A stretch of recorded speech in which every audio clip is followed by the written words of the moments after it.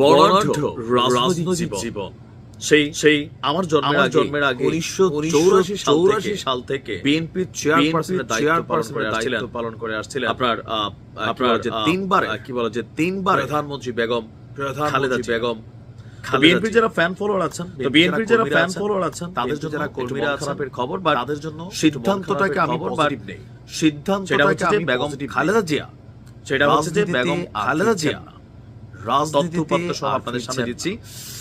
তো একটু ব্যাকগ্রাউন্ড থেকে দেখি যে 2018 সালের 2018 সালের 8 ফেব্রুয়ারি বেসিক্যালি বেগম খালেদা জিয়া কারাগারে যাওয়ার কর্মকাণ্ডের বেসিক্যালি বেগম খালেদা জিয়ার এরপর থেকে কারাগারে থাকা অবস্থায় বিভিন্ন ধরনের অসুস্থতায় কিন্তু তিনি ভুগেছিলেন। কারাগারে থাকা অবস্থায় সরকার পতনের পর তিনি অসুস্থতায় কিন্তু তিনি ভুগেছিলেন, বাইরে বের হয়েছেন এবং লম্বা সময় পরে তিনি বিদেশে চিকিৎসা নিতে গিয়েছেন জন্য। আর এই যে লম্বা সময় বাইরে বের হয়েছেন থেকে লম্বা সময় পরে তিনি বিদেশে চিকিৎসা নিতে ছিলেন কাছাকাছি লেভেলে, এই যে লম্বা সময়টা, এই সময়টা থেকে 17 বছর জনতা বেগম খালেদা জিয়ার বাইরে ছিলেন কাছাকাছি লেভেলে 2018 সালে। এই সময়টা থেকে দলটির হাল ধরেছিলেন খালেদা জিয়ার লন্ডনে বসে যুক্তরাজ্যে বসে 2018 সালের 8 ফেব্রুয়ারি থেকে দলটির হাল ধরেছিলেন পদবী লন্ডনে বসে চেয়ারম্যান জনাব খালেদা জিয়ার পরের জায়গাটাই তার দলটির।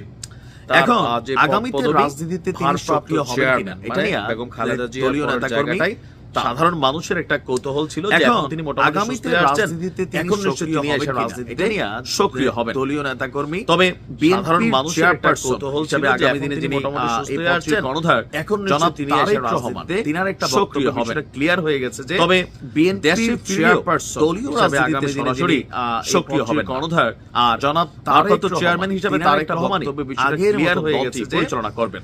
দেশে বয়স স্বাস্থ্যগত কারণে সরাসরি রাজপথে না থাকলেও দলের প্রয়োজনে ভারপ্রাপ্ত চেয়ারম্যান হিসেবে তারেক রহমানই বেগম খালেদা জিয়া দলটি পরিচালনা করবেন। সূত্রগুলো বলছে বয়স বিএনপির অনেক নেতাই ধারণা করেছিলেন রাজপথে না থাকলেও তার দলের প্রয়োজনে ভূমিকা নিয়মিত বসবেন। তবে সেই সম্ভাবনাকে নাকচ করে দিয়েছেন স্বয়ং তারেক রহমান।